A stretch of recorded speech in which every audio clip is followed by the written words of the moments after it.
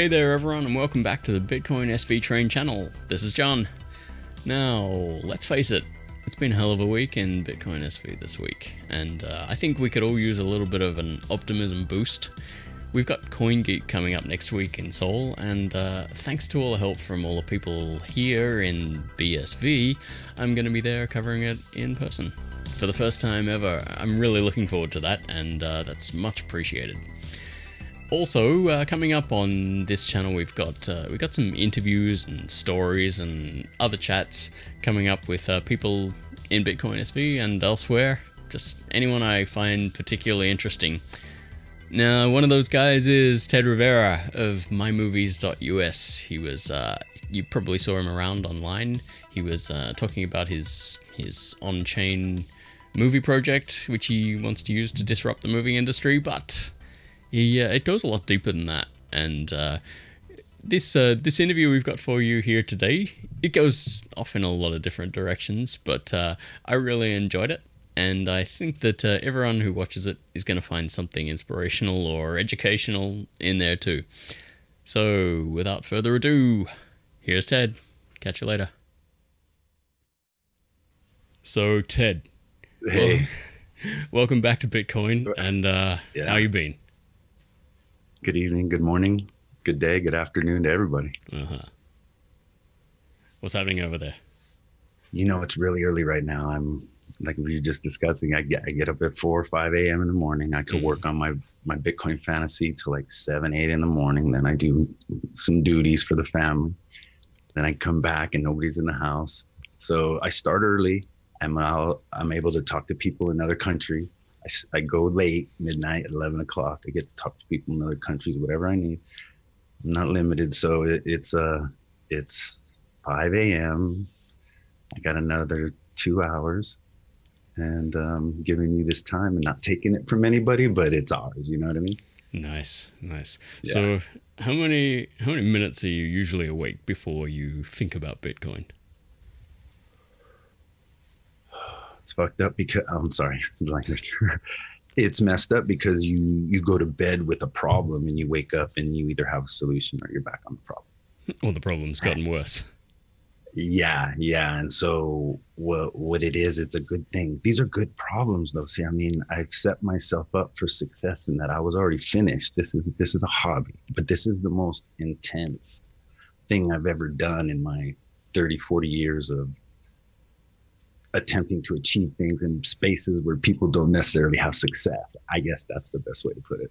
Right. Well, I guess for people watching who haven't come across you before, you know, if in fact there are any of those people left, just why don't you tell us a little bit about what you're doing, like what it's all about for you, how you got into it, and you know, why you went into Bitcoin SV in particular, I suppose. I mean, that's what people like to hear. Yeah. Well, I think what it was is I was fortunate to come into the space from the beginning, knowing that investment in cryptocurrency were not in the same sentence. So from 4 years ago, I have a friend of mine, a dear friend for 30, 40 years. We've been kids together. And I went to his house. He's a successful salesperson for Big Blue. And he was sad, and he told me he fired his boss, fired the guy that hired him, and that IBM was changing. And he knew that I'm a researcher, and I just study and I do things. I have a lot of time. I'm retired in the sense that I've, established a stream of real estate income payments to me to allow me to live a simple life, and I don't work. So he told me, you need to look into this because, you know, we missed out on the .com. You were doing your real estate thing. I was doing IBM. He goes, this is the next thing. And this is 4 years ago. And I'm like, well, let me see what I can do. And he goes, check out this IBM blockchain for dummies. So I'd been in the movie business for like 20 years. And I was a contractor, like a general contractor to money men who made $1 million movies and below. That there's this vast global market for American movies. So people speaking English, shooting guns, running from monsters, it'll always make its money if you have an understanding of budgets and schedules and things like that. Yeah. So So I understood this industry, and I had started on the Disney lot as an MBA. You can get any job you want in the movie business if you're willing to work for free. Sounds familiar. So you go down there knowing, okay, I just got to get in somewhere. And I had a connection through my university.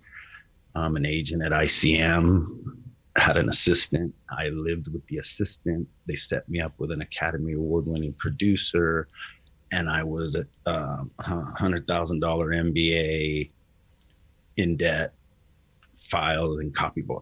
So I was making copies for free for 6 months, just making copies. And if you could make copies of a 120-page document and collate, formulate, put it together right, you could stick around. And so you learn right away, you triple count, use these rubber fingers, you have it's not going to be an issue when Brad Pitt gets the script and where's page 89. That'll end people's careers, right? So did you get into the movie business like as a businessman, or did it appeal to your creative side? No, as an artist. I worked for the government as a grad student. And I was fortunate enough to see the truth about how the world works. And I immediately, as an MBA, I was going to be in finance, and I was going to make money, and everybody's going to be proud. And it was going to be a beautiful dream from a kid from a place across the tracks, right?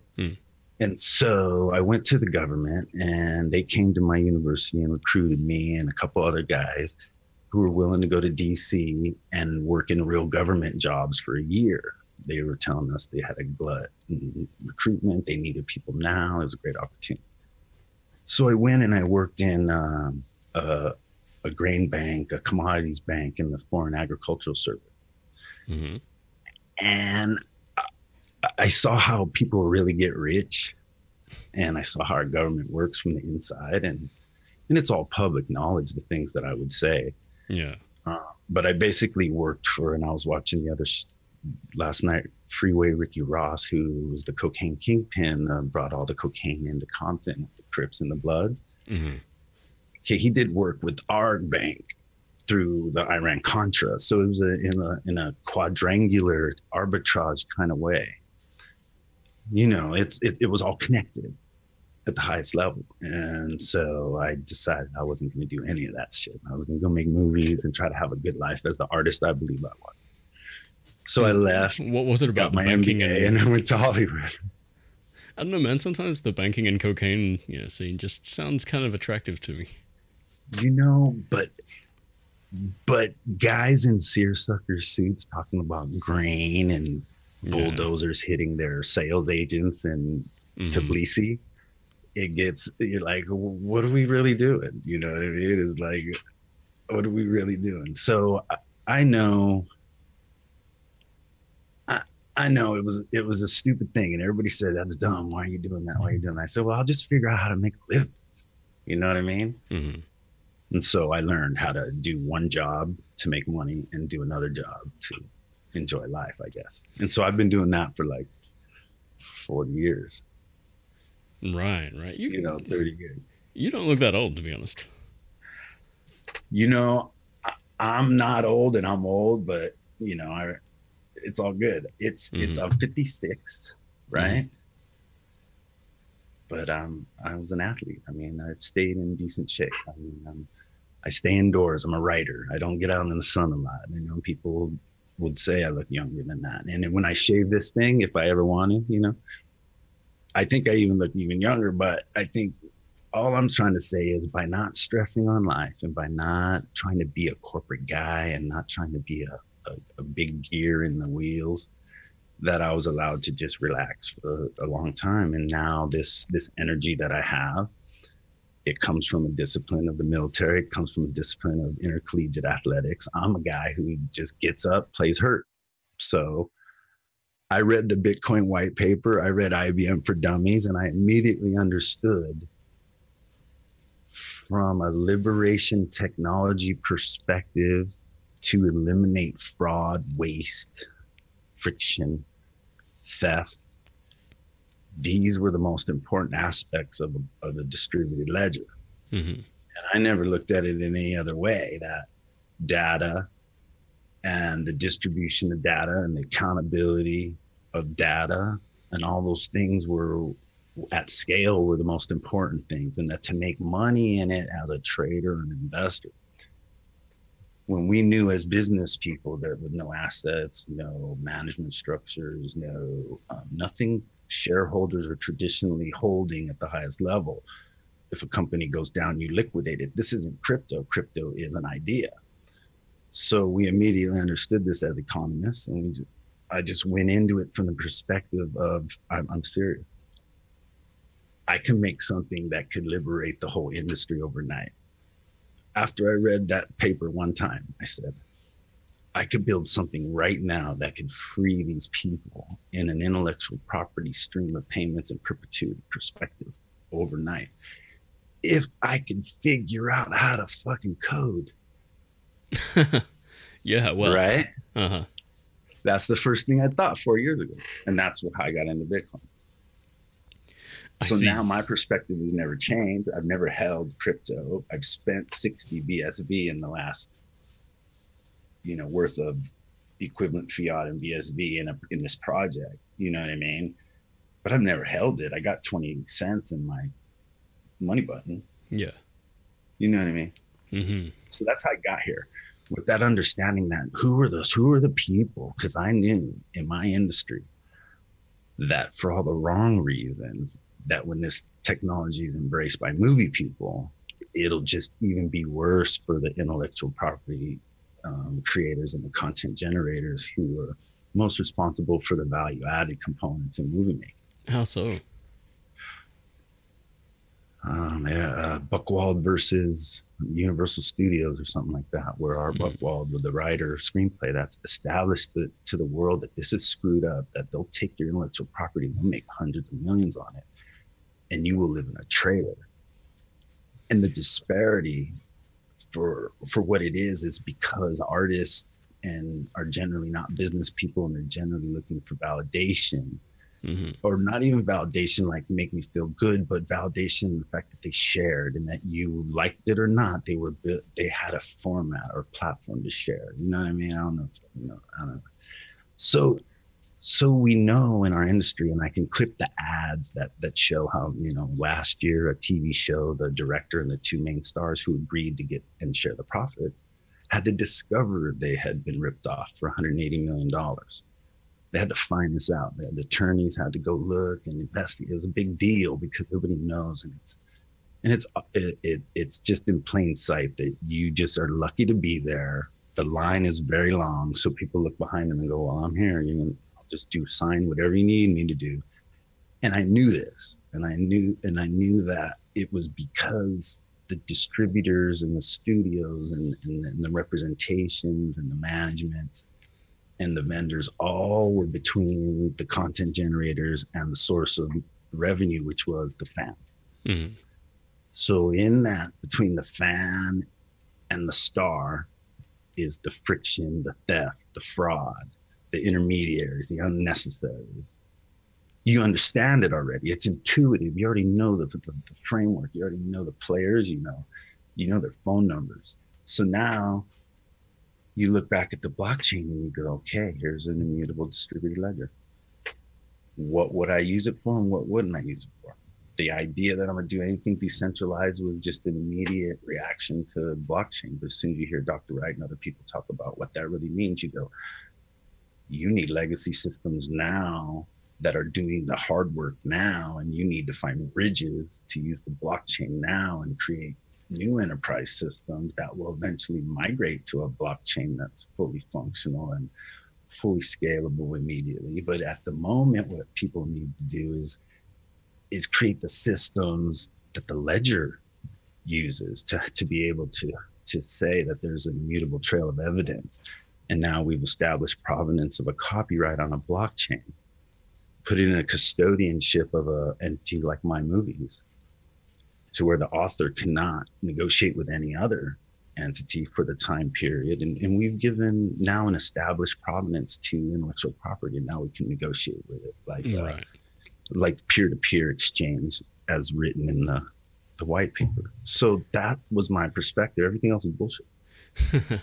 Well, from what I've seen of the arts industry, and particularly the movie industry, it's not so much proving that you had an idea. It's just, you know, whether that idea was ripped off or not, which is usually decided in a court. So Buckwall versus Universal, whatever the title was, right? Yeah. Yeah. I mean, they've been the court determined you don't get nothing. Mm-hmm. Studio gets all this, and so that was a warning to all of us. My impression is usually that's what happens. Yeah, and so now it's intuitive. If we're talking about my movies, we're talking about an entire industry on your phone. So now you're in the middle of a wheel with multi spokes. And your ability to manipulate the industry determines how many of those spokes you can successfully manage independently and how many you need to exchange in a peer-to-peer relationship to get the wheel to turn all the way around. You need a cinematographer, you need a art director, a composer. And if you can get people of a caliber that people recognize based on their track record, you can build teams just like any other startup, and you can present your team. You see what I'm saying? You present your wheel out to the general public and say, you want this to roll by your screen on the Netflix, you know, suggestions for, you know, and you can now arrange a complex web of agreements and potential agreements in the form of options and using auctions or time-based options and things like that. You can coordinate a system that will facilitate a movie's production just by putting a sufficient amount in any given wallet. So over the years, I've been to a fair few blockchain conferences, and I think one thing that's always common at all of them is that there's always someone there who's doing something for the arts industry, whether it's like visual arts or music or movies. It's usually movies, but not always. And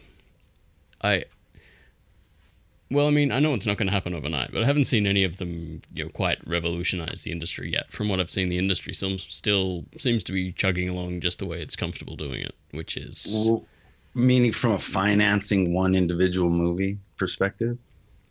Yeah. Yeah, or because we're whores. We're movie whores. Mm-hmm. And we're going to go where the money is. Yep. And you saw what Wesley Snipes is doing right now, right? What he's trying to do in Liechtenstein. Are you aware of this? No, I did not. What's he doing? Well, see, this could have been me. I knew he had tax issues. This could have been me almost 3 years ago, because when I first went on LinkedIn with my idea, people at the Movie Coin was an ICO that was claiming they were going to do what I said I was going to do. But they wanted to raise 100 million, 150 million with a British director and his network of movie people, right? So in Hollywood, you get 150 million, that's worth 450 million on the street in Hollywood. So they were going to make a play to make several big movies, but they weren't necessarily telling the general audience that. They were saying, turn your fiat into this fictitious coin, and then we'll take the money and we'll go play studio. And that's what they said they were going to do. And so people coming to my page on LinkedIn going, I could take you to Silicon Valley. And I'm like, I'm already there, man. And they're like, we can go ICO. And I'm like, you can't do it. It's illegal. I want to live in the Silicon Valley, man. All my family, we're from here. Before it was a Silicon Valley, it was cherry orchards. This Silicon Valley thing is strange to me too. Trust me. So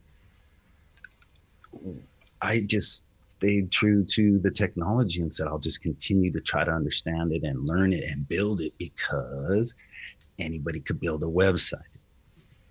How does it function? How does it integrate? So I just kept my nose to the grinder. And Amazon managed blockchain 2018, made it available, a pilot program, and I jumped in it. You had to apply, and I was already Amazon on the developer for, I don't even know how I got on it a couple of years ago, but all I had to do was go through these windows, and I was on Amazon managed blockchain, and we did our first smart contracts and said, you can send this to this person, and when they do this with this it goes here, and then now it's forever. And we were like, we did. Yeah, we can go do this. And then it was about November of 18, and got an email going, oh, we're gonna wipe the servers, copy your files and stuff. We're gonna wipe the servers. And I was like, okay. So I immediately said, that's not the way to go. Because if they could do it to us, they'll do it to anybody. And if they could do it to anybody, then this isn't why I'm doing this. I don't need a blockchain. Yep. So I was bummed. And I go, okay, now which coin or which blockchain? And I was looking at the vice president of the Federal Reserve of, I won't say the city, his brother is building wand chains, technical stuff. And I had tweeted something. I had saw this guy, Faustus, getting lit up, but he was saying some cool stuff on Twitter. And I chimed in. I said, hey, well, how about wand chain? And he said, useless. One word, period, boom. And I was like, oh, shit. Well, this guy sort of knows his shit right here. And it's only, granted, I've seen his tweets and read, and I go, this guy's claiming to know his stuff. 5 tweets, you don't know anybody, but you know the gravitas of the level at which they're communicating in those little moments. Mm-hmm. And I saw it and I said, oh shit. And then somebody was giving him shit about code. He was in the code is law phase right before he was out, right? And I said, wait a minute, this is crazy. I go, I would take a legal opinion over, I'm building a business on a crypto blockchain. I would take a legal opinion over a financial opinion any day, in which the Faustus character says, smart man, period. And now a little ego pump and who the fuck is this guy? And I spent the next hour and a half on YouTube taking a walk. And by the I was on the Tokyo, it was the Tokyo Bitcoin, whatever. He was saying something. He did a presentation on the MetaNet. It was like the 3rd video. And he started talking about streaming media, and I'm like, oh, fuck, I'm in. I go, this is it right here. I could do this right now. I got to do this. This dude says he's got it figured out. Fuck everybody else. I don't care. They can hate me too. And so I said, shit, what am I going to do? So I said, I got to get in with these dudes. That's all I thought, right? I got to figure out who the hell's who. Yeah. So the guys that are doing the test net, right? And good people. And I said to them, I found those guys in the noise. And I said, oh, these are the dudes. And I said, hey, I need to get on the test net, because I had already been on a test net. But I didn't do it. I have a 16-year-old partner, turned 17. He's in college right now. Mm-hmm. This little kid right here. Me and him have done what I'm about to tell you. And I tell you, I met him in film class last year. 17-year-old Indian kid. And I was like, dude, me and you, we're going to change the world, right? He goes, all right, because I don't know how to code and you made some apps. Let's go do this.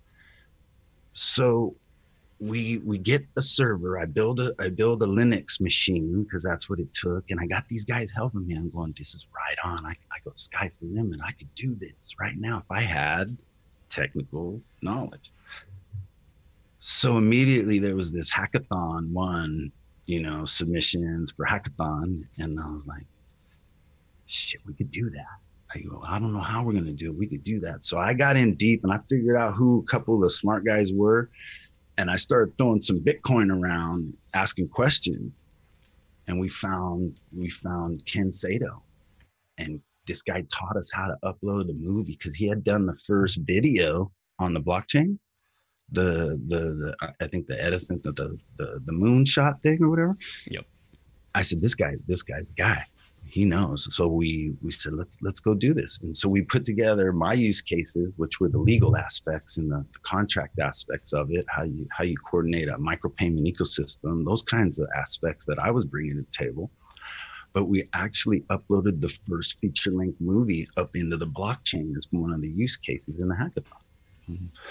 And I presented a case with no technology, with money button integrated technology on a simple HTML page, that this is a simulated use case 1x8, right? I laid out like 9 use cases, and we were able to solve almost 6 of them, I think.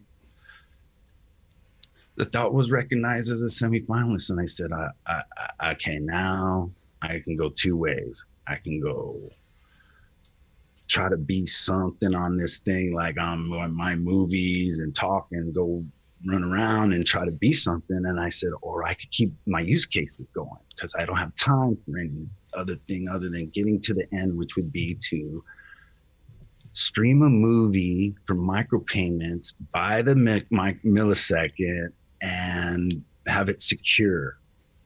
Because until then, I cannot go to my friends with the movies and say, we can sell movies for crypto now. Yep. So I was in the middle of this difficult use case, was the smart contracting and financing a Hollywood movie. And how do you do that with no money? you can, yes. But and when I say a Hollywood movie, I just mean a movie where you're dealing with unions, actors that have been on TV and movies with movie stars. Yep. You're at a level of Hollywood movie where, based on your budget, you have a system that's capable of facilitating a Brad Pitt had you had enough money. Mm-hmm. But because you don't, you're in the third tier of working actors on television and movies, famous faces that are second, third tier A-list movie people, and you have access to them because there's no jobs. And so Hollywood has a system called the pay or play. And this is there's only like several dominoes to fall, and you can control the movie business. And the first domino is the pay or play.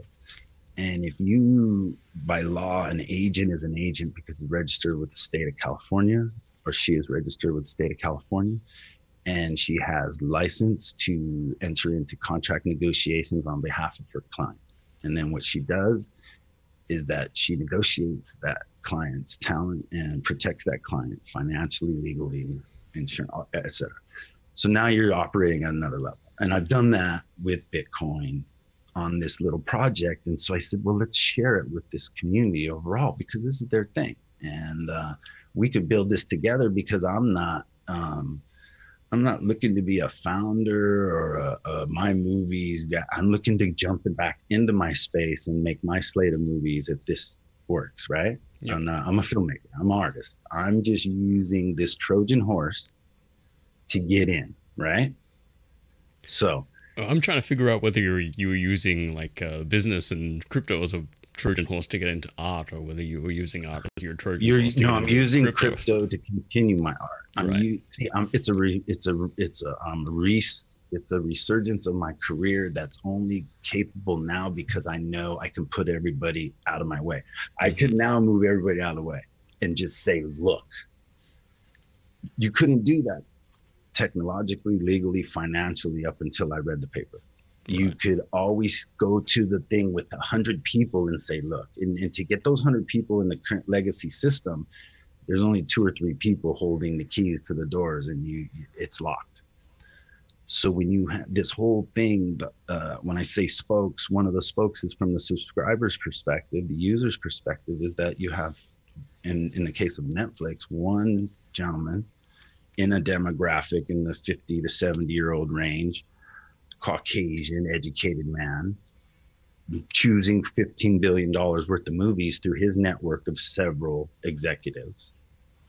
And then those several executives each have 10 to 15 Netflix partner producers who had blank check ability at $10 million. You just say, I need 10, I need 10, I need 10. And they were just giving it away. And now they're in the situation they're in, right? They're right. You know, people are questioning, is that a viable model? And somebody just bought Seinfeld for $500 million to stream Seinfeld. So this is a war.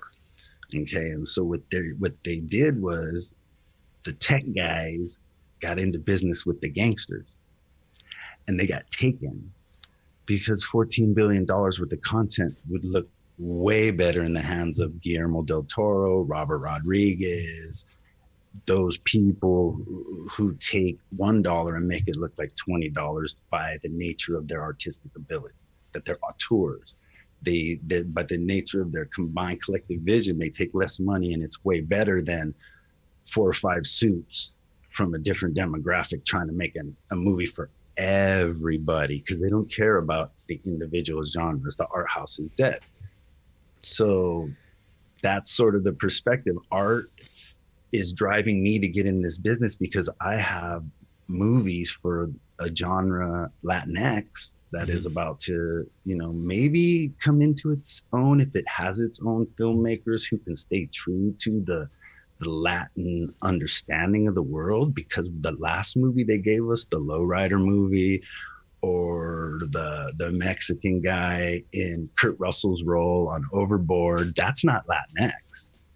You know what I mean? That's not Latinx. Latinx is movies about famous bandits, movies about famous bullfighters. Yeah. When are those movies going to be made? So yes, I would not be putting the time that I'm putting in and the effort that I'm putting in if selfishly I didn't think I could become the filmmaker I was always meant to be. And that's the only thing driving me and keeping me fighting in this thing, because otherwise I got a good life and I don't need to work and I can go back to dreaming. You see what I'm saying? Yeah, it sounds to me like there's like at least three big kinds of satisfaction you can get after finishing a successful movie project. Like, one is the artistic satisfaction of creating something that looks really good and people enjoy. The second would be making a ton of money from it, maybe increasing your reputation too. And I guess the third would just be like the satisfaction of having navigated that system of guilds and unions and gatekeepers and producers and bankers and all of that. It's that third one that turns me right off. I gotta say, it sounds like a nightmare. I mean, if you enjoy why that a producer is what a producer is, and it's why there's such cutthroat, straight to the point. There's no messing around. Heads roll, bodies buried. It's just you get it done or you don't. And now, to be able to produce a movie and to have a producer credit is, if you can do that, you'll work. And what I did was I worked my way up to co-producer at the Roger Corman studio. So I delivered a movie. I delivered Dino Croc to the Sci-Fi Channel. And nobody gets a producer credit. Everybody's an associate producer credit, because on a Corman movie, if you need more than one producer, that second producer, one of those guys is being helped. One of those gals, you know what I mean?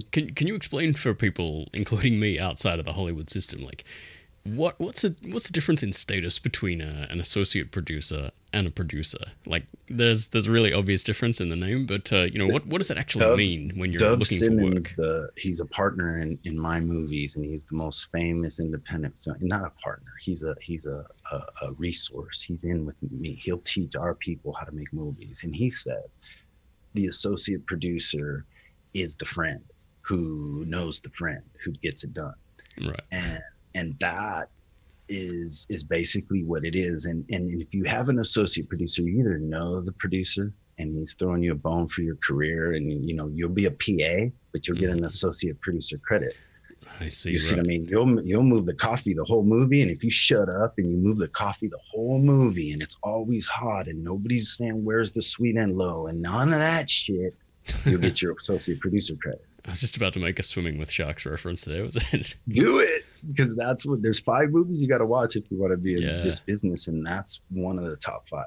You see what I'm saying? Yeah, I've only seen little bits of that. I haven't seen the whole movie, but that was the one that turned me off. My associate producers put up $100. See what I'm saying? They're my friends. You see what I'm saying? I put up, right now I'm probably at 7 G's right now. So I have no hard feelings for anybody that's giving me 100. I know they're on the ride and I'm fighting for them. You see what I'm saying? We're in this business of art, and they trusted me, and I will finish for nothing but the 5 people that gave me the 100 and the 15 people that gave me the 20 to spite everybody. I could finish now because I already have 90 minutes of this rubber shit running around already. I'm making the movie that people are going to judge me by right now.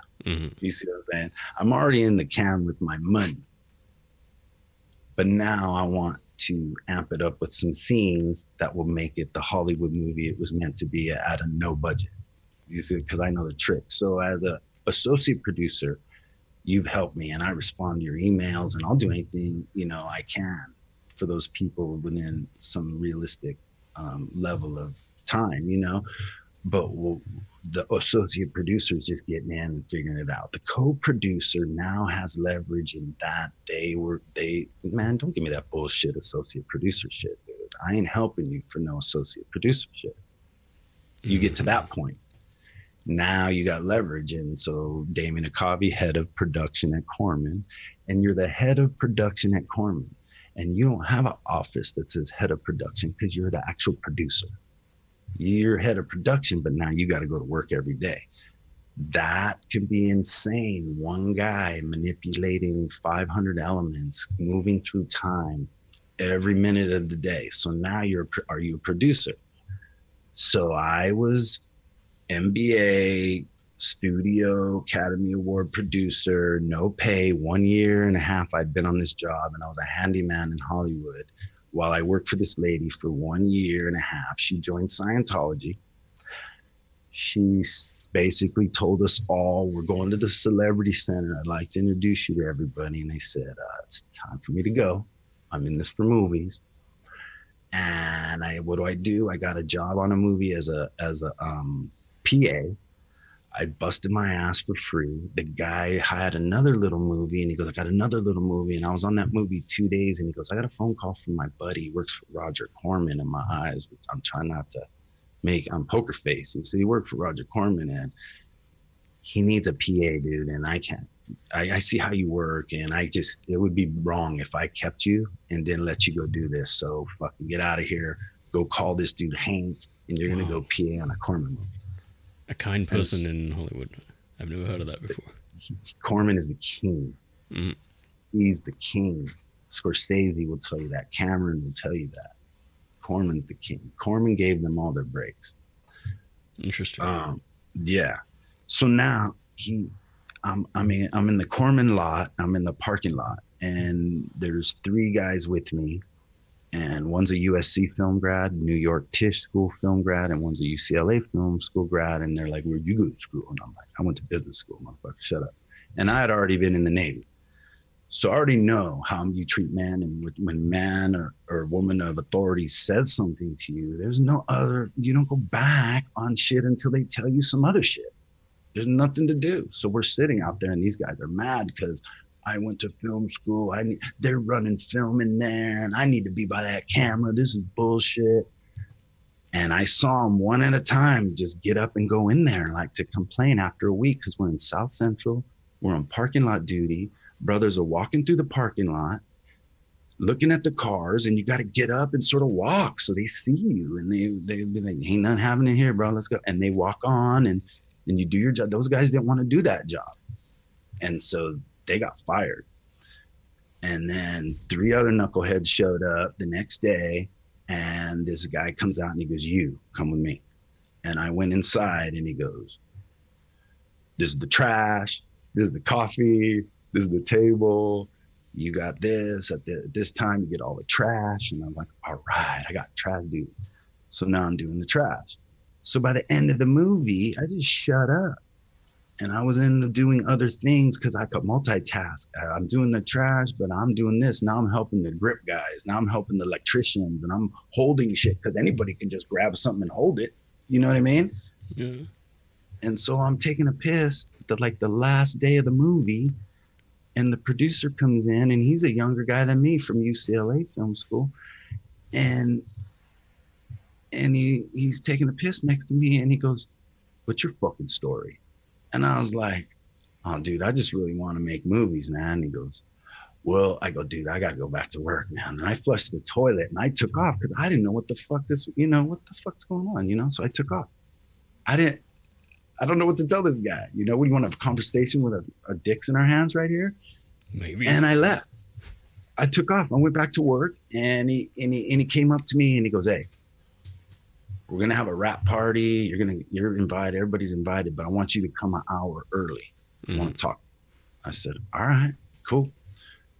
So I go to Malibu Beach. I go onto the beach, right? I go down past Spielberg, right next to Dr. Dre, and I go on this condominium complex. There's eight condos right there. And I knock on the door, and we go in. And Damien says, come inside. I came inside, and we go in this bedroom, and he sits on a bed, some bunk beds, and I sat on, and I was sitting, I sat on it. He said, have a seat. I sat on a bed. This motherfucker shut the light off and sat in the room across from me. Yeah. And interviewed me. With the legend. And after about 5-10 minutes, the light was enough. You've seen everything. Mm-hmm. We had a conversation for like an hour. What do you want to do? What are your goals? Da-da-da, da-da-da. And at the end of the day, he said, I fucking trust you, man. I want you to be co-producer on this next movie. It's Dino Croc. We're doing it for the Sci-Fi Channel. This will fucking end our careers. If we don't do this right, we turn this shit in. You know what I mean? Yeah. I mean, I said, just between you and me, the name Dino Croc sounds like a kind of a career-ending movie. Bro, you're a nobody, and I don't know anything about Corman the movie. Yeah. You're a legend. Mm-hmm. Now you're in the legends. You're gonna be credited with the legend. Roger Corman, Ted Rivera. You see what I'm saying? For a filmmaker, it's like the Holy Grail. You're like, wow, I'm in the spot. I got the spot. So how long ago was that? We made that one. That was 2004, 2005. Mm-hmm. We made that movie for $750,000. He comes back from India with a 30-foot. He said to me, he goes, because I used to wear my BDUs, black fatigues. We're movie seals, is what we called ourselves. I would get these dudes. I said, you guys are fucking movie seals. And we wear black BDUs. And I would wear those because when fools are like not wanting to get dirty, and I was down there with the grips, ripping my, and I would wear these BDUs because I could do anything. And I wouldn't be afraid. I had pockets for all my stuff. And we went at it. We toured up with Ron Perlman, and we made Shakedown together, and we were prepping Dino Croc. And so in Shakedown, he made me an assistant director. He goes, you're going to be assistant director. And I was in charge of all the paperwork for all the actors and all the union contracts and everything. And I did 3 people's jobs for $100 a day on that one. And so we prepped Dino Croc. The crocodile comes over and he goes, you were in the Navy. I got this crocodile. You said you fixed submarines. I got this crocodile coming. If you can get it to work, we're going to make a crazy movie. So it's on a semi, and a big crocodile pulls in. They drop it down. I hook up the batteries, and it goes.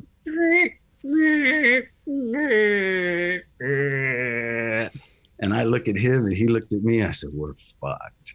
And he goes, we're fucked. I go, even if I get this thing to work, this is some bullshit. And he goes, yeah, it is some bullshit. So now we're in the Spielberg shark scenario. Our shark don't work. What are we going to do? So in the Corman fashion, we go to the CG guy who owns this $1 million company who had excess capacity. And we said to him, hey, you wanted to direct. You're busting Roger's balls to direct the whole time. He goes, you make us a crocodile and we'll let you direct this movie. And he made us this Dino Croc, CG Dino Croc. And we were watching it go, and we were like, ooh, we got a movie. So they put the writers in Malibu on the beach. Week and a half, they said Lake Placid, but not Lake Placid. And we made Dino Croc. They wrote the movie in like a week and a half. I rewrote the dialogue, most of the dialogue, so it wasn't so janky. And I broke it down, budgeted and scheduled it in Malibu. And for that, and the day-to-day management of the movie, like I was the producer, hiring, firing, paperwork, all that, while he was on the stage making sure everything was in the can, right? That's his job, right? Yeah. He could turn his back because he had this dude who would just kill somebody for him and do everything he said and not question it. And we delivered the movie, gave me co-producer credit. And so now I was $750,000, we turned it in. Sci-Fi Channel paid $1 million to show 22 shows. They showed it 22 times and it ran over 100 times. And what sort of ratings did it get? It didn't matter. Corman made maybe $5 million from Sci-Fi Channel alone, and his foreign sales were in the 10 million range. So for $1 million investment, he made about $15 million over the life of this movie nobody's ever seen. That's the Roger Corman one. Right. So I get a co-producer credit. So now I have a son. He's a year old at this time, and I'm making 100 a day. And now I can make my own movie, or I can go live a life of responsibility. And so No, don't do that. I left. I tried to make my movies. I have scripts, you know, Latinx and stuff back in the 2000s. I just couldn't see a way to justify having an apartment and having a kid 500 miles away and then trying to do both and not bringing it. It just didn't make sense when I really looked at it. And I left and I raised my children. I got into real estate, flipped some things, and got into student rentals, and just made enough of an income to where I didn't have to work for anybody. And I committed to writing and researching and publishing. And that's what I'd done for 15 years. Then when I discovered the blockchain, I wasn't beat up in any way. I had so much energy. I said, I think I could still be a filmmaker. I think this can allow me to do this. And I have, with my co-producer credit, an established knowledge, you know, and I'm taking this as a producer, this Lord Timmy movie, which you changed. You messed me all up with Lord Timmy. It was going to be a nothing little janky little alien 90-minute, just deliver it. And we did it. And then you had Dr. Wright on and you asked him, you said, in a good way, Jonathan, you messed it up. Oh, you mean me personally? I thought you meant like better. you guys. Yep. No. I did ask him about that fiasco. I don't even want to talk about that, because what I did really? was I'm kind of curious now. You're kind of curious? Yeah. Well, the fiasco happened when I presented the model of what I was trying to build, and then I'll get to how it changed. This is a cool little segue to that story. So what happened was, all right, we'll get I was on to that foolish to think that I would just present this great idea to everybody, and everybody's going to accept it, and everybody's just going to help me, and I was going to be successful. And for about a week, it was working. Yeah. I was raising money. I had raised maybe it was like almost $500-600, and I knew, okay, it's a week, nobody knows what's going on. I said, that's cool. And I had one person who was on the inside giving me some money and helping me. You need to do this. They need to know where to give, and help them help you. And it was starting to get somewhere. And then all of a sudden I was looking on my Twitter feed, and people are going, this is a scam. This is bullshit. They were questioning. When I wrote the original screenplay in 2018, Satoshi Nakamoto had not been identified, not by me, not by nobody. I had quoted the white paper in the screenplay. So as a gimmick, I put Satoshi Nakamoto by Ted Rivera and Satoshi Nakamoto on screenplay in 2018. Mm-hmm. Well, on the program, when you print a PDF, it prints the title page too. So I put the old script up on the thing for people to look at the first several pages, and the people immediately said, Satoshi Nakamoto said, this is a scam.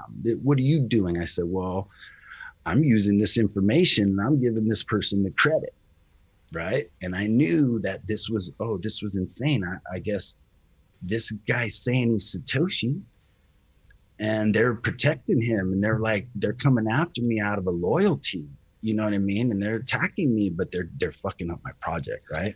So I gave people money back that were helping me. I gave them the money back that were questioning me. I said, I can't work with you people because this is about the tech, not about me, not about a scam. And I immediately went under and started building and continued to make my movie. I said, I'm going to just make my movie and pay on my own.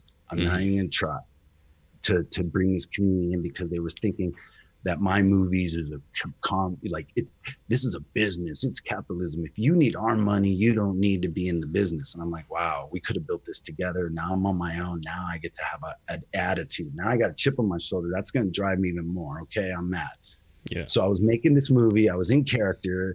This guy's crazy. He's dudes that I know. They're knuckleheads. They will rip your head off and spit in your throat. You know what I mean? Sounds fun. And yeah, and I went on Captain Bitcoin, and I let everybody have it. I told them right there, if you're listening, motherfuckers, you tried to fuck me, and I'm done with you, motherfuckers. I'll show you. You know what I mean? Because you can't end Twitter and social media. These are one-sided little battles these fuckers try to do. I'm sorry with the language, Jonathan, but these are these one-sided battles that these guys fight on the Twitter, and so there's no repercussions to them, and they feel good when they go home, and whatever their life is outside of Twitter, they feel they've destroyed something, or they've defeated something, and they feel good about it, but there's no repercussions.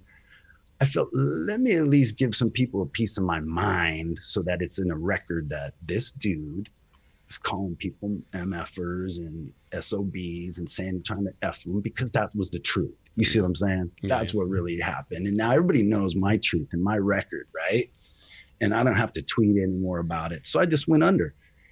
And then I was going to complete this little, see, this thing will get me my money back because I could put it on the poster and I can deliver 90 minutes of this thing running around. If people say it sucks, but I make my money back, I've accomplished the financial responsibility of the model.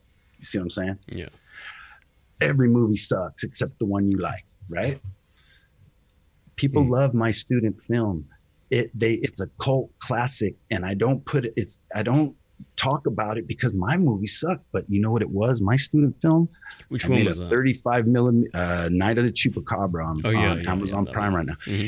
I made that movie in my backyard on 35 millimeter because in order to go tell Damien and those dudes I could produce, I had to spend my own money and run 35 millimeter through a camera. And I did it in 12 days. And I got a 90-minute sequence of scenes and Hollywood audio and Hollywood composition, beginning title, end title credits, all rights cleared. I delivered my own movie all by myself. But now that movie is a little cult classic movie, but I don't put out there because it sort of sucks. You see what I'm saying? If you look at it from your knowledge of looking at movies and you know what movies are, and you look at my little movie, you go, that's a bullshit movie. I go, it don't matter. It was an accomplishment that nobody can do. This is the answer to your question. Producing is a daunting task. Mm-hmm. And so for me to make Night of the Chupacabra on 35 millimeter, that means I had grip and electric trucks and lights. You see what I'm saying? Mm-hmm. So it was my testimony to guys like Damien. I could deliver a movie, and they can trust you because they know you could deliver a movie. We delivered the movie the same year. I delivered my movie the same year as Dinocroc because it was what I was working on. And when he got to really know me as a filmmaker, he could totally trust me because he knew I knew all the paperwork, all the scheduling, all the budgeting. And so it's the most daunting task. I tried to present it to take some financial burden off myself because my family, my kids go to private school. I live a decent life. And if I go to people, go to the wife and say, hey, this Bitcoin thing, I think we should put like 100 into develop. She would be like, well, I'll put 100 into a lawyer and divorce your ass. You see what I'm saying? They don't want to hear it. So I go to the community and go, let them contribute. Fuck it. They want to see Dr. Wright's vision for streaming media. Let them help me build it because this is Bitcoin. This is peer to peer. And let's do this. And I figured out a way to do it. And I was criticized for it. So I said, fuck it. So now I was going to deliver this little movie because I know I can with music and effects tracks. And I could deliver this to Amazon no matter what. This Lord Timmy movie will be distributed because I know how to deliver a movie. And then I'm watching your show and you asked Dr. Wright, what about the Lord Timmy movie? And then and how do you think you should be portrayed? And he said, what I expected him to say. I kind of fancy myself as being the bad guy. Right? You remember that? Yep. You remember that? And I said, oh shit, I can do that. But it means I got to rewrite the movie and reshoot some scenes. But I go, you know what? Fuck those guys. I don't have to make a movie for Bitcoin. I don't have to make a movie for BSV. I don't have to make a movie for my movies. As an auteur, as an artist, I got to make a movie for me that I want people to look at and go, man, that was good. You see what I'm saying? And his ending and your ending that you guys manipulated is better than my ending, but I wouldn't do that. Out of respect for him, I wouldn't attack him like that, not knowing him. Do you see what I'm saying? So after you said that, I made it clear to everybody, I'm going to make him the bad guy. Mm-hmm. Everybody knows that I've changed the movie. And I think I hurt some people's feelings that gave me money. Because when I said, I'm going to make him the bad guy, I even heard the, you see what I'm saying? I didn't know you took it that much to heart, actually. I'm an artist and I can say, you know what? I did it out of a, because I can. Mm-hmm. That's the medium I'm in. You guys think you can now look at my little happy movie, my little Mickey Mouse movie and say it could have been better if you were the bad guy? You're not going to say that. You're going to go, man, that dude made you the bad guy. After hearing us talk, he switched his whole movie around as an artist, manipulated all those elements. Could be to his detriment. right. could be to his success.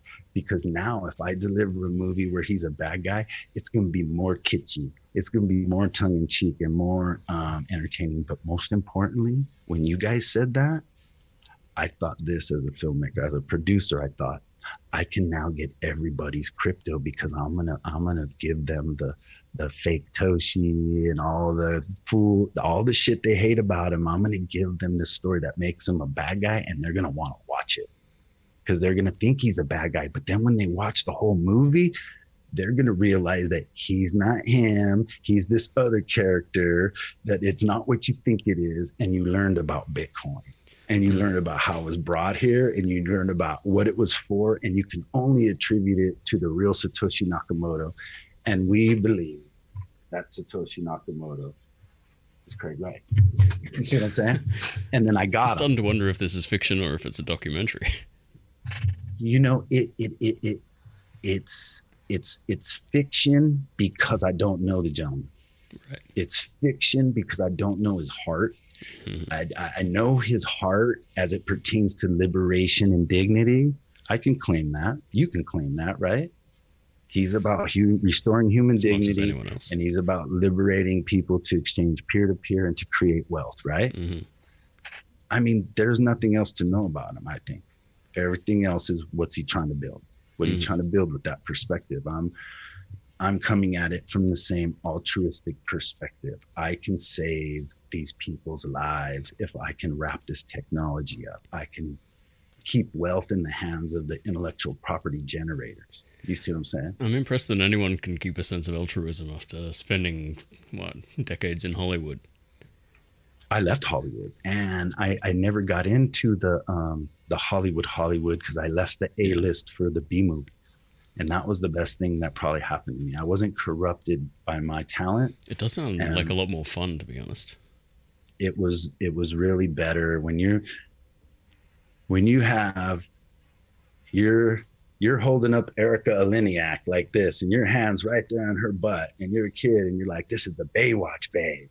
I got her right here. She's trusting me. You know what I mean? You're like, who? This is Hollywood. And she gets done. She's like, thank you, honey. She gives you a hug, and she goes, you walk her back to the trailer because you're doing 3 jobs. And you're making a movie, and you're right there, and you're like, wow, this is great. You're walking with Ron Perlman, and he's telling you, you know, me and you, see how these motherfuckers getting out of our way. Look at him, and he's crazy. Ron Perlman, Hellboy. He's telling me shit. He goes, look at how we're, because he was playing a terrorist dressed in black military fatigues, and I was a producer in black military fatigues, and we were walking, and people were getting out of the way. Mm-hmm. And he was fantasizing some scene, and he created characters for us as we walked through, and he was narrating. That's at work. Yeah, it's kind of interesting the way you describe the system there. You know, the way you have to work your way up the hierarchy and like establish your bona fides at every level, like even the lowest level. So it would be hard for someone to just like arrive in Hollywood, decide they're gonna get into movies, and you know, just announce to everyone that they're going to get into movies. I think the response you'd get from the insiders there, if Hollywood actually had a Twitter community that people hung out in every day, I think that the response they'd get is like, well, you're full of shit, you know, or just go away and come back, you know, when you've done a bit more work and that kind of thing. And I think that's kind of what happens in the crypto community as well. Like if someone comes along that people don't know about, they don't know whether you're actually good at what you do or not, and so they just assume that you're not, that you're just a big talker or something like that, because they've seen so many of those guys come and go over the years. Like I'm pretty cynical myself after being in this for 7 years, and it's hard not to assume that everyone who comes along that you've never heard of before is some kind of scammer. And in a way, you're always pleasantly surprised when they're not. So I think it's quite similar to the studio system that you described. You know, yeah, like you and if I'm the only producer in the history of the world that's using an immutable ledger and broadcasting transactions, showing bank statements, tweeting them, mm-hmm. That's the scam. I'm showing on my hat. That's the scam. I'm showing you right now the scam. The scam is There's no money to make movies for us filmmakers. Netflix, Amazon, Disney, they've all have a bottleneck on the upper echelon talent. But there's so many underlings that are willing to work, and so much talent in there that's excess capacity right now. But what's standing between us and them is a finance mechanism. And I'm creating that mechanism, and I'm showing people there's a transparency aspect to Bitcoin that without it, Kafka, companies like Confluent, the world is going to be fine without you guys. You guys don't even get it. You know what I mean? Bitcoin ain't the end all wherewithals. Enterprise systems, like Dr. Wright said in his most recent publication, are 50 years away from complete total industry adoptions. Okay. So what are they going to do for the next 20 years?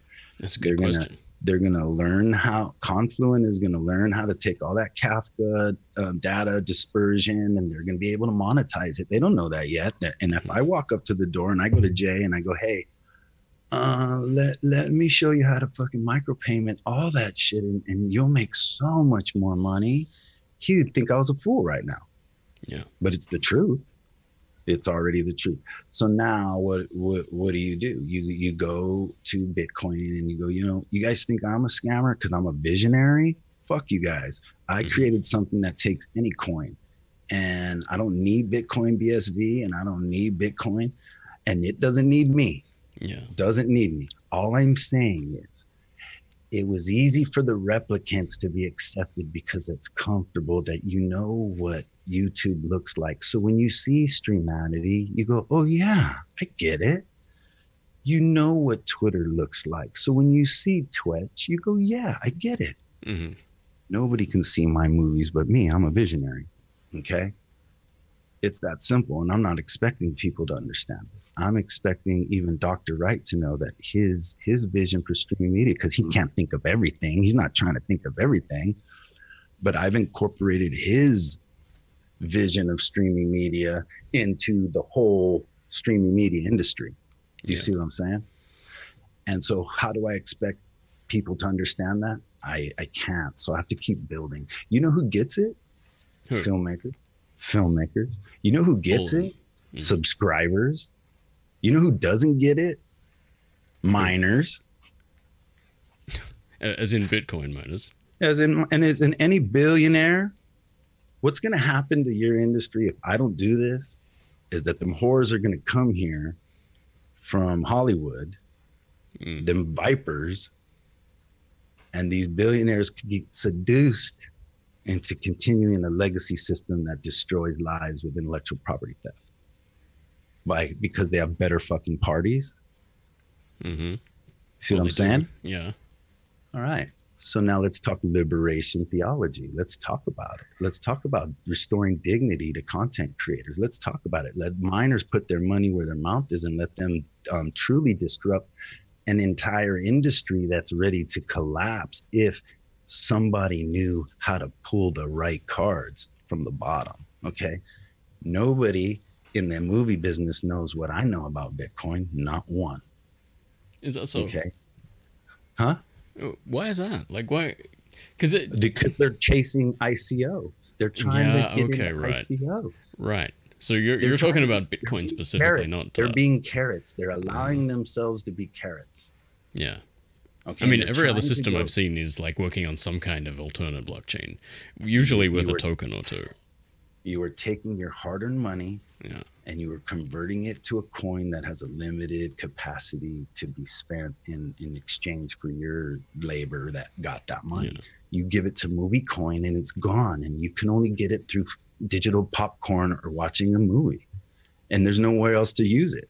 And to think that it's exchangeable for other shit is bullshit. Unless you got a movie that I can only watch on Movie Coin, I don't want a fucking Movie Coin. Yeah. So I say to the miners, you want to get people adopted globally overnight? You make movies that they can only watch with Bitcoin, and they're going to get Bitcoin to watch the movie. It's that simple. It's that simple.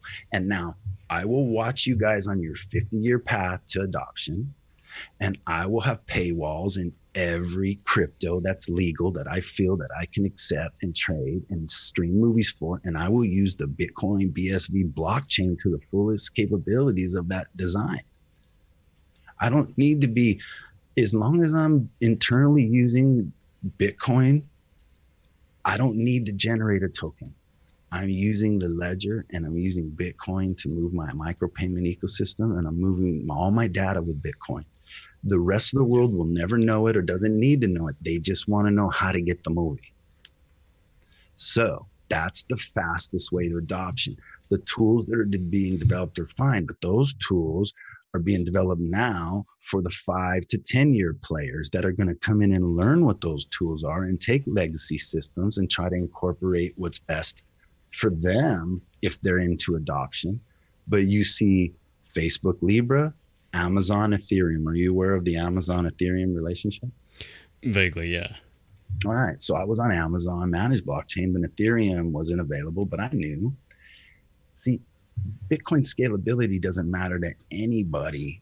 Oh, I know. Yeah. In the corporate world, because they scale, and they already scale at economies of scale that are so profitable that they're not too concerned about a micropayment ecosystem at this time. For all the right reasons, they will eventually. But right now, corporate boards and shareholders don't give a shit about this other thing because this thing works. That's what drives this whole thing. So what you're going to see is a slow adoption. You're going to see a mistrust of the whole space to where individual enterprise or legacy systems and industries will adopt their own comfort zone. Bezos, as long as he can scale the data portion and keep the speed with the data, I think he may have you ordering Whole Foods with Ethereum, because it just makes perfect sense for him that he can control his data. You see what I'm saying? He doesn't want to be on a public blockchain. He wants to maybe fork off of an Ethereum thing that just has coins in the Ethereum space. So now he has you doing what I'm doing. Just go buy this legal coin. That's a piece of shit as far as building on top of or whatever it is, but go buy this legal coin and then bring it over here to Whole Foods and to Amazon, and I'm going to ship you your, you know what I mean? Yeah. So he's going to do that. So now he's 50 years away from the BSV blockchain, right? Just like it's laid out in the plan, but he's going to get there. Yes. Is he going to make sure he's in control 1000% of the way between now and then? Of course. And never going to trust his data to a distributed ledger that's maintained by 3 people. You see what I'm saying? I do. Okay. So now that's the economics of adoption, and nobody understands it, because in our space, we have 3 kinds of people, or maybe there's more, but let's identify the 3 that are the most prevalent. And that's the people who think or hope that they can get rich for doing nothing. Makes up the majority of the space. Okay. And the fact that you're doing that and you have enough time to tweet all day, that could lead to some things that maybe are personal, that you're bringing a personal perspective into this space, and it's toxic. You see what I'm saying? The builders, just as toxic, because we're just competitors maybe, right? In the sense that I don't know what's going on in the space as far as the builder, but some of them, you know, do this, some of them do that, but they're the builders, and those are the most important people right now. And then there's the people who have the most to benefit, but have the least to lose should we fail. And that's the ones who hold all the Bitcoin and the ones who mine.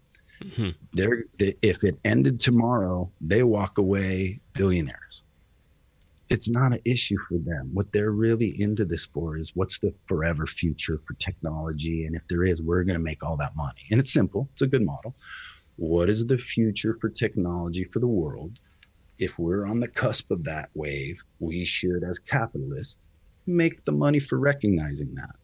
I applaud them for that. You know what I mean? That's what's going to keep us fun. Now, does that make anybody want to build or bring their legacy system here? No way. Okay. So now what are you going to do while you're holding this coin for the next 5 years? Are you going to go, like Dr. Wright said, find a way to turn your fiat into wealth? Or are you going to just sit here with your $800 bag, hoping it turns into 80 million, and your frustrations in life are going to, you know, try to bring me down? It gets a little crazy. So now what is this space? It's a long-term thing. And when I read Dr. Wright's latest publication, I said, you know what? I'm making the movie for me. If it takes all year, I'm making my movie. I own 99% of the movie, right? I purchased 99% of the copyright, and I own the percentages that I own on the other end. I don't need to call any votes. I don't need to ask anybody to do anything. It's fruitless at that point. I'm running this show by default. So now let's see what I can come up with as a little nothing story while I build an entire industry now for adoption now. Yeah, it's kind of interesting, the three types you describe. And I think there are a lot of people who are basically just floating around looking for something. They don't really know what they're looking for. They're looking for some kind of idea, something they can sink their teeth into, whether they're developers or marketers or whatever. And their first choice isn't always the best one. Neither is their second or third choice either. It can take them a while, but I think that's what a lot of the people who are just hanging out in discussion boards all day are doing. They're just they're really just looking for something, whether they're involved in a project or not. Because I think it's not clearly defined yet. What they can do. There's a lot of I don't know what I can do, Jonathan. Here's my problem right now. Yeah, I don't know what I can do. I know what I need.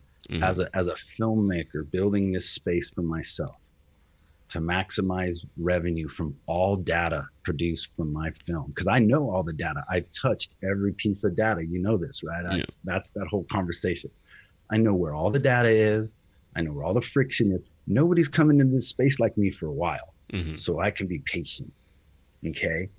But now I already know I can make money today. So now I'm at a level where now I'm reaching out. Technical assistance. There's other things available to me as I start to build my movies. I haven't even built it yet. I'm in a beta use case testing, and now I'm ready to integrate it all right now. The unwriter character, there are people like that are out there, and they're very valuable to this space because the real visionaries of these complex systems don't know how to build them, and they need these people. They need these tools. We don't know it yet. We don't know what they are. We don't know what they do. We know what we need. We don't know what's available. Now I'm tying it all together. I know I'm learning what's available. I know how OTT works. I know where the paywalls are. I know it's just about putting wallets in between existing legacy systems. As soon as I just dial that in, I'm already streaming media, Bitcoin, BSV. What else are you going to buy? T-shirts and movies, baby. There's nothing else to buy in this space, right? That's a good point. Attention. You could buy some attention. All right. So okay, then. Well, for anyone out there who's aspiring to build something on Bitcoin and you don't really know what to develop, and maybe you don't have any programming skills, you think creating media is the way to go? I think whether that medium is I think it's the easiest way to do everything all at once, and everything meaning it's total disruption of an industry overnight. People don't get it. Total disruption of an industry. You know why Netflix disrupted an industry overnight? They came in with $15 billion in 1 year. Total disruption of the industry overnight. All right. You don't even need $1 billion to totally disrupt Hollywood overnight. You don't even need $1 billion. Okay. They don't know it. I know it. So now smarter people than me, I need to find. There's not too many, because I've been treading water here for 6 months. So nobody has truly recognized what I have. And I know that, so I can make that claim, because in the end, it'll be justified by what I built. Do you understand? Yep. Nobody knows what's in my head.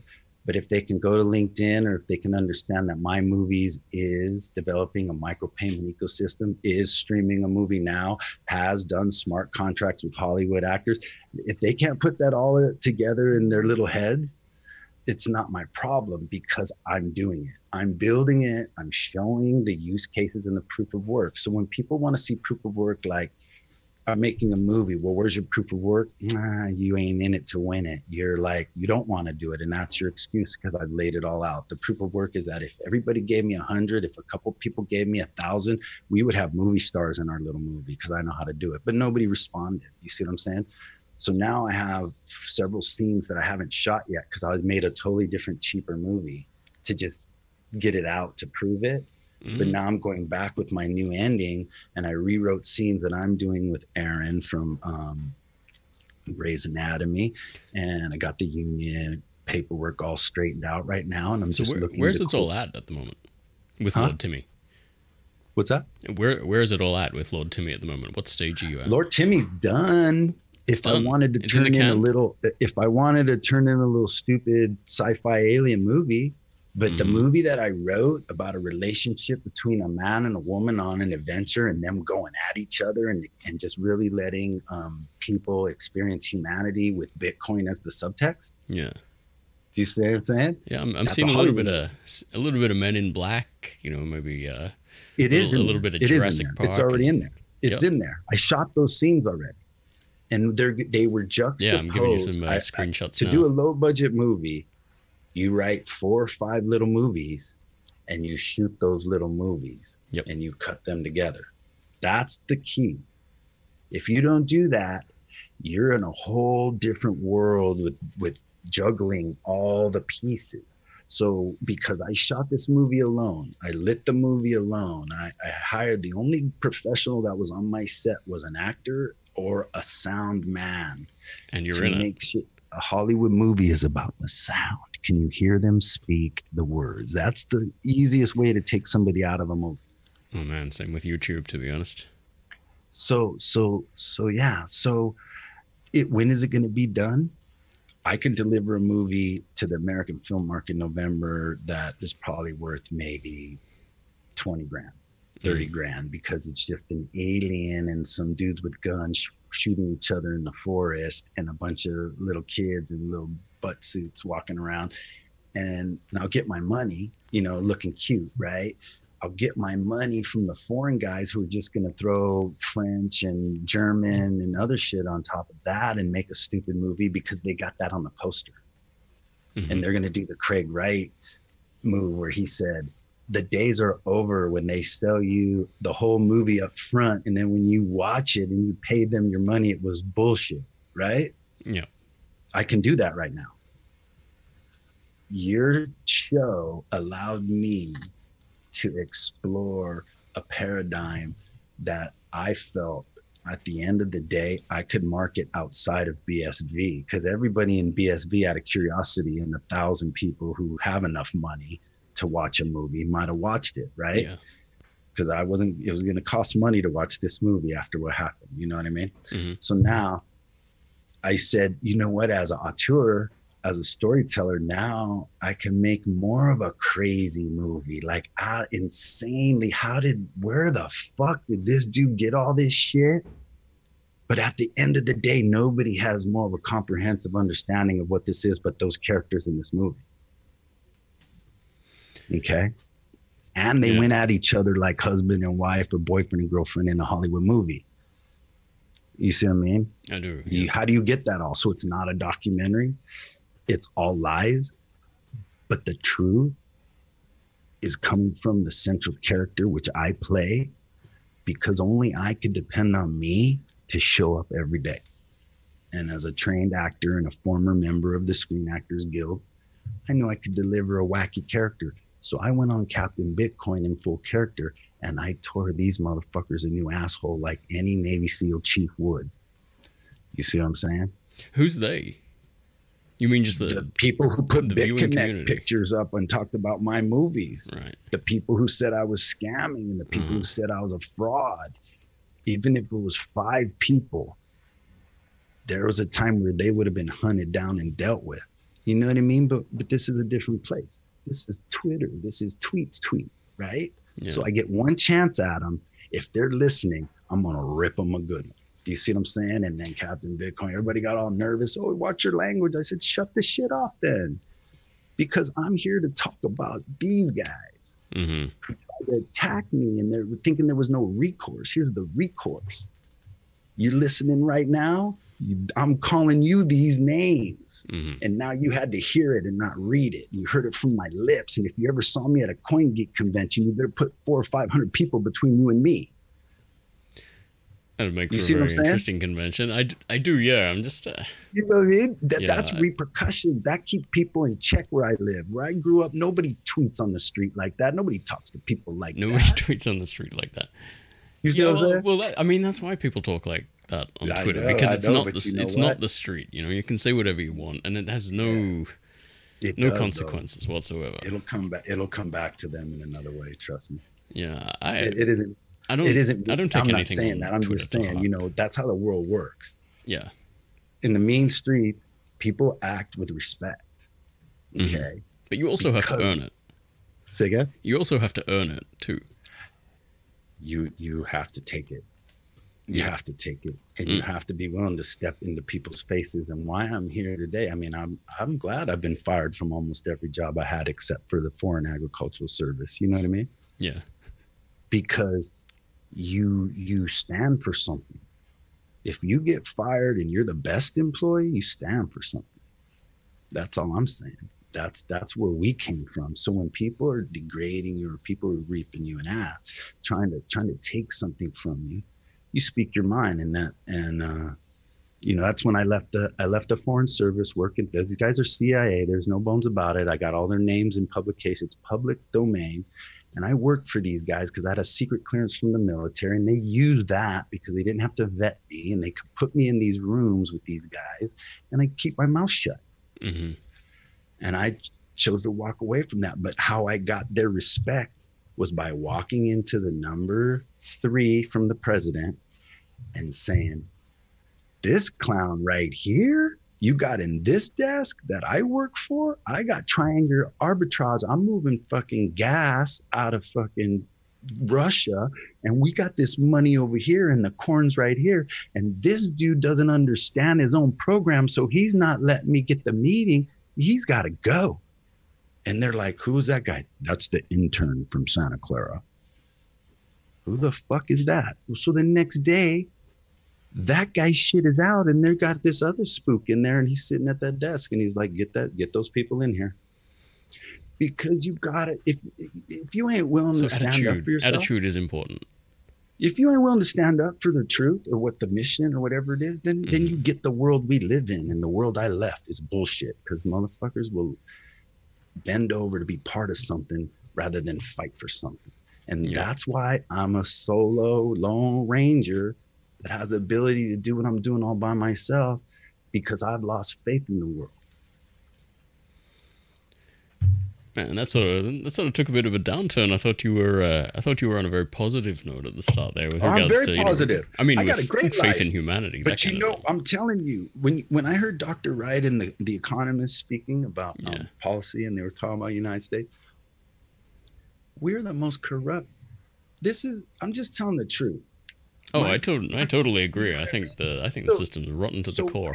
As an economist, my job was to move commodities to Russian mafiosos who were the only people who had the trucks. Mm-hmm, I don't doubt it. That's an economist. That's what an economist does in the United States government. We're not analyzing data, and we're not trying to predict trends. We're moving product for the United States of America and into places that people don't necessarily want to be, because we're changing the world for centralized world government. I'm not holding anything back when it pertains to my understanding of global affairs, international economics, what's happening with cryptocurrency at the highest level at the International Monetary Fund, where it was originated at the NSA through MIT labs. I know all about this stuff. I know what we're capable of doing as a country. So I'm not a cynicist as it pertains to my own life in America, because there's no better place to be an entrepreneur. There's no better place to be somebody who has multiple income streams and has an ability to generate wealth from their own willingness to just do it. I'm lucky that's where I live. But when I look at the world that we're heading into, there's only two ways to go. Something like Bitcoin SV, the Bitcoin blockchain, which is a public ledger, is allowed to be built up in such an infrastructure that individuals can negotiate peer-to-peer to establish wealth for exchange of assets. Okay. Mm-hmm. If the world is allowed to do that, the whole world has an opportunity to elevate. Okay. So there's hope.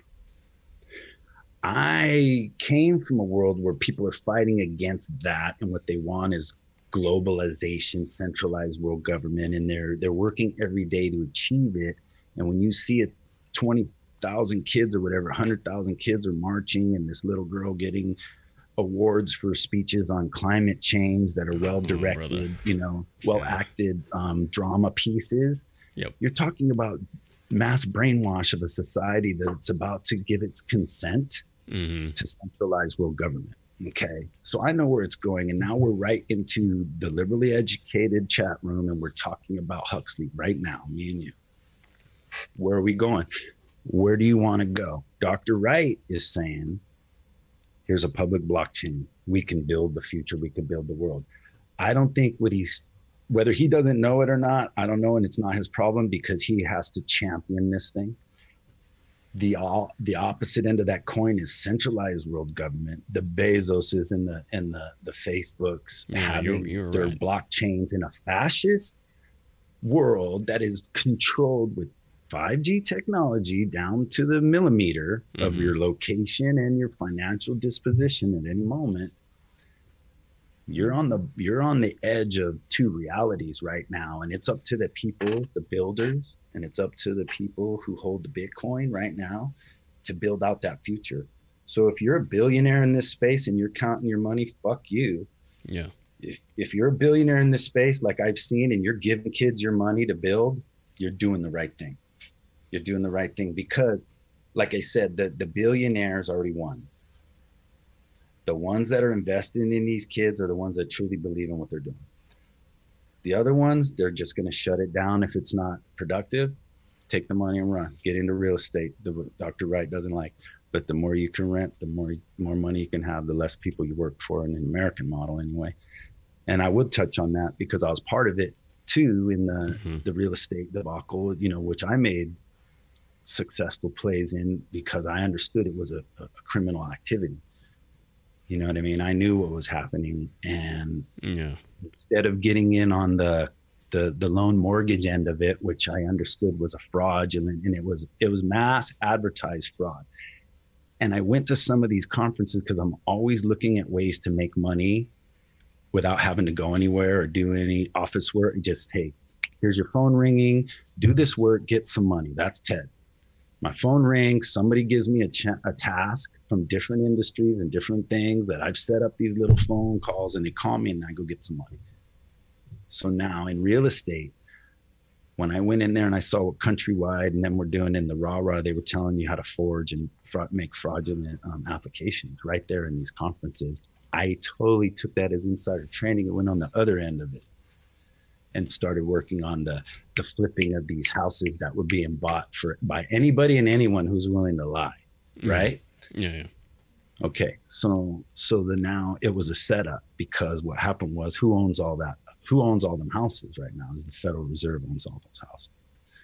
So at the highest level, it's a calculated, coordinated attempt to dominate and control all wealth in the United States. A blockchain will be implemented at some point, because it's gonna allow for real-time taxation in real time. There's not going to be any more messing around, right? So now you have that desire of the governments to go to blockchain. They all want to do it. The United States government, by nature of the How to Make a Mint paper, 1997 MIT, can basically be credited for acknowledging invalidating the technology as being something to investigate and look at and do the paper trail from 97 till now. My government has never gotten out of Bitcoin. My government has never gotten out of crypto. My government is waiting to see who responds to that technology they put out in the 90s and said, let's see where this goes, because we need this. Yeah. And everybody knew that. Look at The Economist from how many years ago did they talk about this? So we knew this, we know this, and people are acting in the space like this anarchy and we're going to change the world. And I'm like, you're falling right into their plan. If you, by benign neglect, you will be their slave. If you don't build, or if you don't come into a space like Bitcoin SV and build and participate in this economy, you'll be held captive by the blockchain that they do eventually bring to you. That is a theory I've had for some time, is that you are never going to get anywhere if you go out there talking about how you're anti-bank, anti-government. I mean, even if you are, but you just express it another way. Like you're not going to get mass adoption that way by using that kind of language, those kind of optics. No, it's always been my understanding as a U.S. citizen. Immediately I saw all the ICOs, and you were making money because you were doing it in Malta. They were doing it in the Virgin Islands, the Caymans. They were doing it everywhere else but where they wanted to live. You see what I mean? That was never going to last. You know what I mean? So I knew I already had a place and a lifestyle. There was no way I was going to get involved in that, knowing that this government, they're looking, they're watching, and you know, until it comes to the light, they will be using this to fund their dark operation. It's that simple. So you're not gonna stop the government from being corrupt. What you're gonna stop is the government wasting your tax dollars. If you can adopt a system of transparency, it's never gonna happen. You know what I mean? It's never gonna happen. Yeah. So now, if that's the case, we're fighting for a free internet capitalism that's available to anybody who could educate themselves. And that's what we're fighting for. So in a future of machines, in a future of gardens of solar panels in Nevada, New Mexico, just square miles powering servers, when that's the case, right? And all the people are pushed into the city centers, it's over. How are we living? If we build this thing, and this thing is what it is, the government, they're too lazy to, they'll find a way to incorporate this to tax it. Do you see what I'm saying? Exactly, yeah. If you came at it from an illegal thing, they will hunt you down, and they will give you 5 life sentences to show the other people that this is how we roll. Well, I mean, that's kind of the world we live in at the moment. Yeah, and it's not going to change. To think it's going to change is ludicrous. Yeah. It's not going to change. You read the UN Charter of the Agenda for 2030. It says all organized crime will be defeated by 2030. Sure. And the only way to defeat organized crime is to go on a cryptocurrency. I've been reading this document for 12 years right now. And up until 4 years ago, I said, they'll never be able to do any of this. They can't do any of this. And then I learned about cryptocurrency. I said, we're going centralized world government. And when we go centralized world government, how are you as an individual going to differentiate yourself from a slave or a generator of content or intellectual property or whatever it is that takes you and adds value exponentially to whatever comes out of your mouth or out of your hand? So we're going to see over the next 4 to 8 years a disintegration of the American constitutional fabric piece by piece, and where we go, the world goes. Let's not make any bones about it. And the reason I totally understand this ain't going to go anywhere until it goes anywhere is because the dreaded Silicon Valley people haven't embraced it. And as much as we don't respect them and don't appreciate how they, for you guys, for whatever reasons, I don't care, because we're the enemy of my enemy is my friend, right? Yep. They came and destroyed my home and displaced many people and left a lot of kids in the streets dying. We don't have South Central issues, but all the wealth right here. And I can show you homeless, and I can show you gangs. I can show you all this stupid shit that the Silicon Valley has just built past or high enough to look over. You know what I mean? Yeah. So, but they're the ones. And eventually they're going to do it. And so we can't be arrogant to think that we're going to change the world without them. They got all the billions, and as soon as they recognize the technology and its capabilities, they will start buying these little companies for billions, because it's nothing to them. So the companies like mine and companies like the Twitch and the Stramatic companies will be bought for billions of dollars if it is what it is. So it's that simple, because it's easier to buy it than to put the billion in and catch up, Of right? course. Yeah. So we're so far ahead of the game. And like I said, I call them replicant technologies because it's the obvious thing. And if I was a coder and I had skills, it would be some kind of replicant technology that mimics something legacy, but adds the micropayment systems and adds the crypto and the blockchain components where they're needed. But I don't have that luxury. I'm not an entrepreneur coming from a tech space. I'm a person who understands the whole entire industry, and now I'm trying to discover the technology to liberate it. And so on the background, staying quiet, I have connections in technology, but I don't, and I haven't trusted any one coder to be the person that just stitches it together, because it's simple. What I'm doing is simple.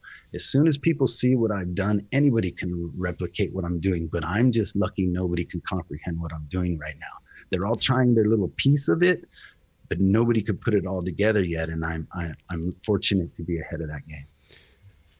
Yeah, I think even I've got some way to go before I can put all the pieces together there. But I do quite strongly agree with many of the things you said, especially the two choices, the two futures part. And I think it's totally plausible that we could have both. You know, we could. I'm optimistic that it'll end well someday, but I think there's a whole lot of darkness we've got to go through first before we get there. And I just trust that there are enough good people out there working in favor of optimism and not cynicism. You have it at the highest level. You have leadership at the highest level that if you look beyond the rhetoric, it's there, you know, in BSB. And if people will focus on what the leadership technologically is trying to put forward, we'll be all right. And for all the right reasons. But all I'm saying is, in this space right now, it's the wild, wild west, and it's beautiful. And I don't expect people to understand, you know, my movies yet, but it's very simple. It's the whole industry just on a phone, you know, with everybody else out of the way.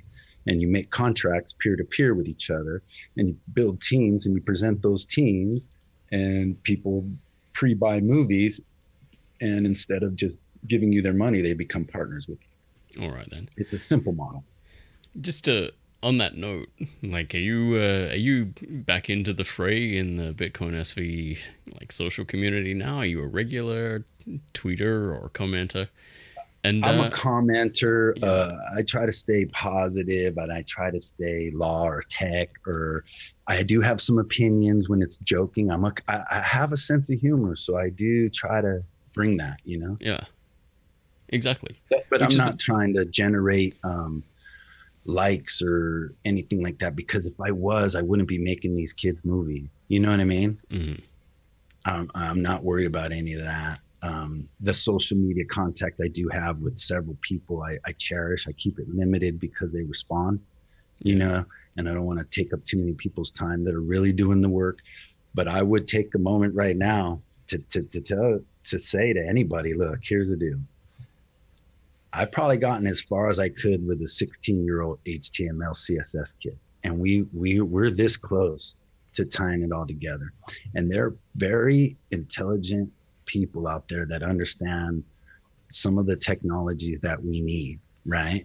So I'm either going to go discover them on my own, little by little, piece by piece, and own it all, or somebody's going to step up and go, I want to build something. I want to build something better. I want to build something more than a very valuable tool.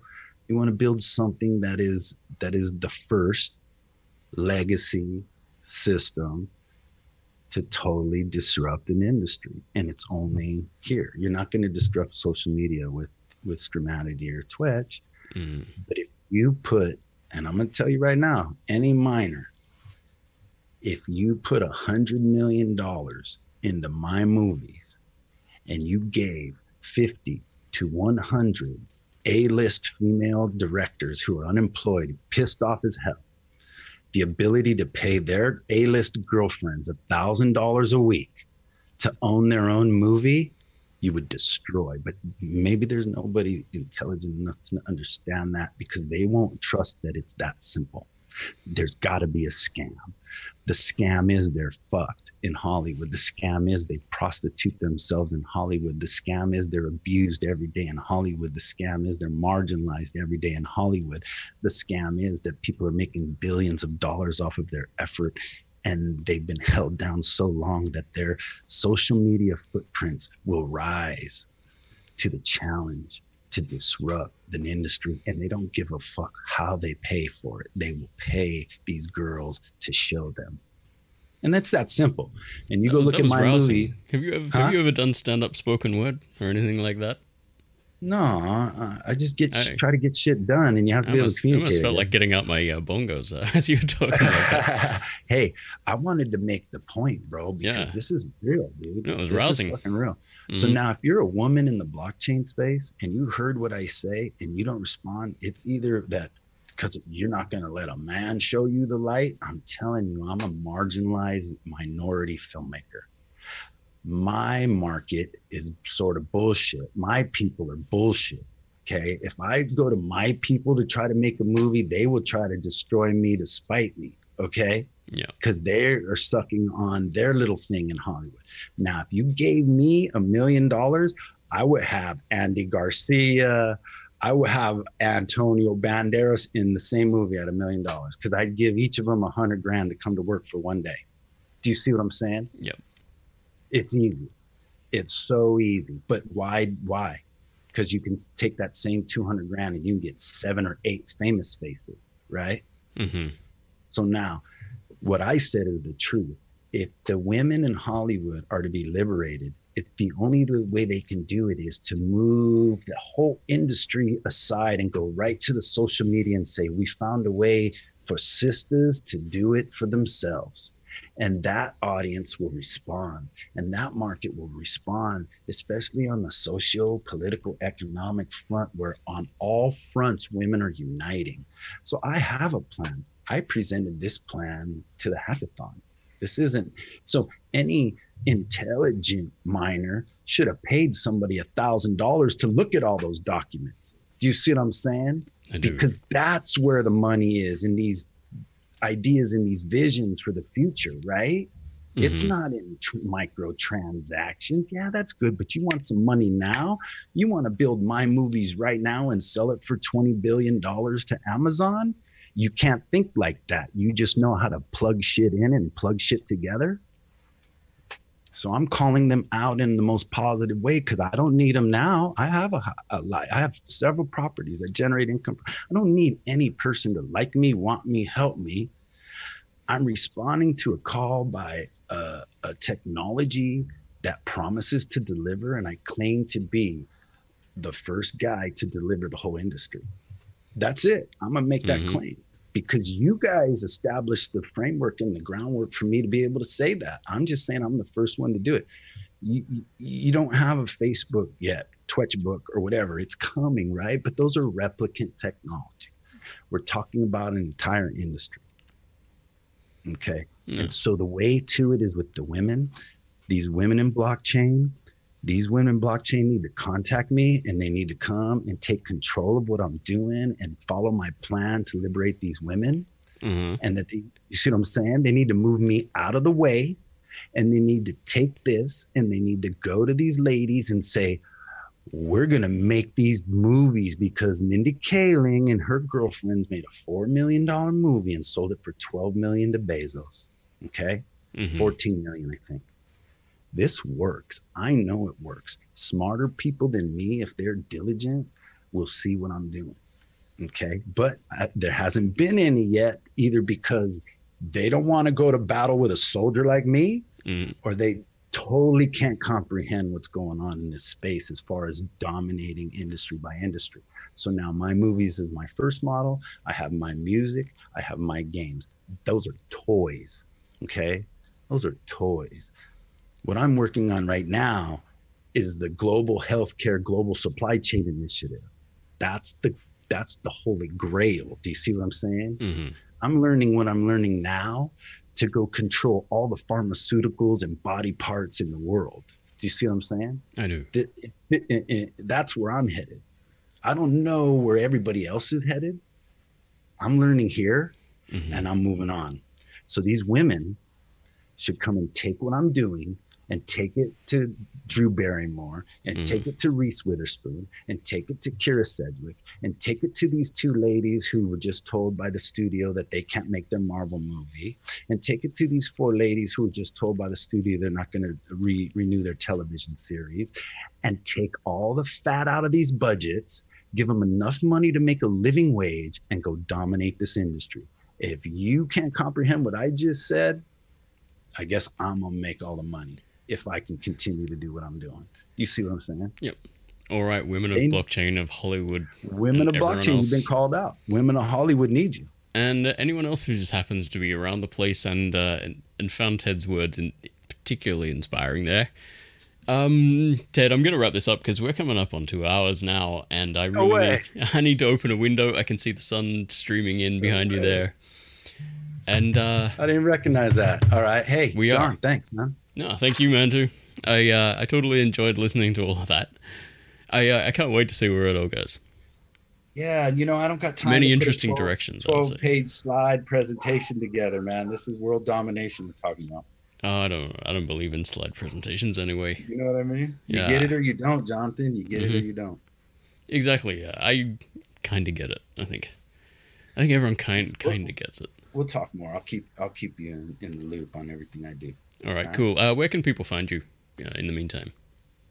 My movies. I've got your US. Yeah, I've got your URL on the screen. Yeah. /Ted. And here, look. Bottom line. I've failed many times at a lot of things. I'm going to leave it with this. And that's what made me who I am. I'm not going to fail at this movie. This movie's easy. Yeah. Somebody can hear this right now. Somebody could email me through my Twitter at mymovies_USA and say, Ted, you're insane. If I gave you 20 grand right now, you would put Clint Howard, Aaron Rhea, and this other star in your little nothing movie, and you'll let me come out there and watch you do it, and you'll let me see all the paperwork up to, and then you want me. I think you're crazy enough. Let's see how this works, because I've got 10 billion and I could give you 10,000. Then let's go shoot those scenes. I'm going to try to shoot them on my own. All right. All right. Get in touch with me if you want to make a movie, a Hollywood movie right now. If not, I'm just going to keep doing what I'm doing. Amen. All right. Thanks a lot, man, Ted. Speak to you again later. Bye.